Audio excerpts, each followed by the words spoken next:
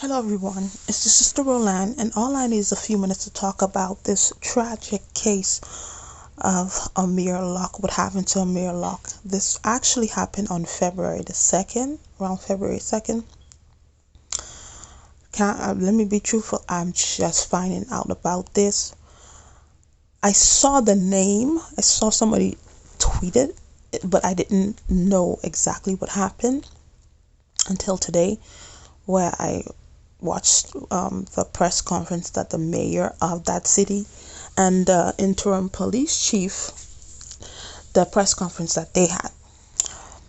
But before this, before I found out about this case, I was watching another video about, his name is Clifford Owensby. He was a paraplegic. He was aggressively and violently pulled out of his car by some police officers after they told him to get out, but he was telling them, he was unable to get out because he is a paraplegic.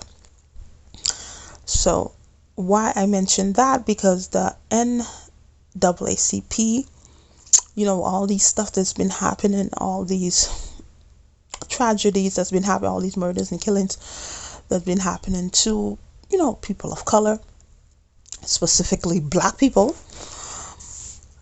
So they implemented like a 8-point strategy, I heard he was saying in the Clifford Owensby video that I was watching. They implemented an 8-point strategy for criminal reform and police accountability. So they had different working groups that they would work with the police department, the city, and different different, I guess, offices of justice that deal with justice. They would work for them to better serve the community, and better for training for the police officers.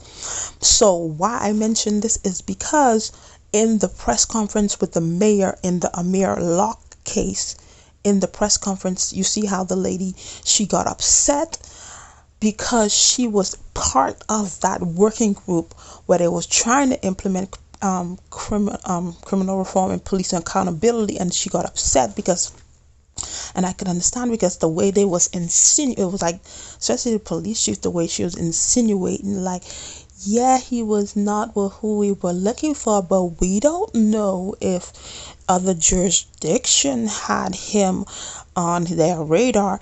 Like, she was insinuating, okay, the young man didn't even have a police record. He was licensed to carry and he was sleeping in his bed. Just admit you were wrong. And they kept on talking about transparency. One thing I've noticed, a lot of leadership, whatever leadership position they in, church, government, most of the time when they keep on talking about, oh, we want to be transparent, oh yeah, we trying to be transparent, we are transparent, we gonna be transparent, they ain't transparent. They not, because they not transparent, and they were just doing all kinds of stuff. That's why the lady got so upset. She got angry, because just be transparent, just be truthful. You guys dropped the ball in this. You guys dropped the ball, and now this young man is no longer with us. And I would pray that he would get justice, but it's like every time I see, that's my opinion, every time you see Benjamin Crump comes along, and then there's a settlement with the family, and then this individual, this police officer, well, not a police officer anymore, after you did something like that, they get off. I cringe every time I see Benjamin Crump. Yeah, here and there, maybe there's one or two cases that may get justice or something, but most of the time, these people, the police officers that do these heinous crimes, they never really pay. But they never really pay in the eyes of the law. They don't pay because, in reality, because of that, maybe the payoff to the family, and then you don't really get justice. You just get a payoff, but there's no justice. And this story, I would pray there would be justice, but it's like, ooh, Benjamin Crump is in it. I don't know. we'll see. I just pray that he does get justice, but this was wrong. And then this shines a bad light on the good police that are actually out there doing their jobs. But there are some bad police out there. And there's some police that shouldn't be police at all. What happened to this young man is such a tragedy, such a tragedy.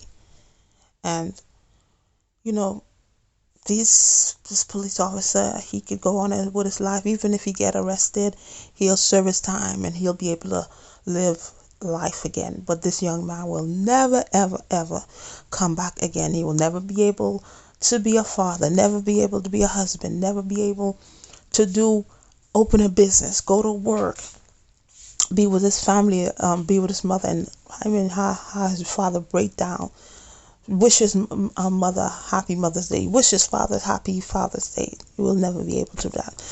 This is such a tragedy. So we'll just have to see what happens from here.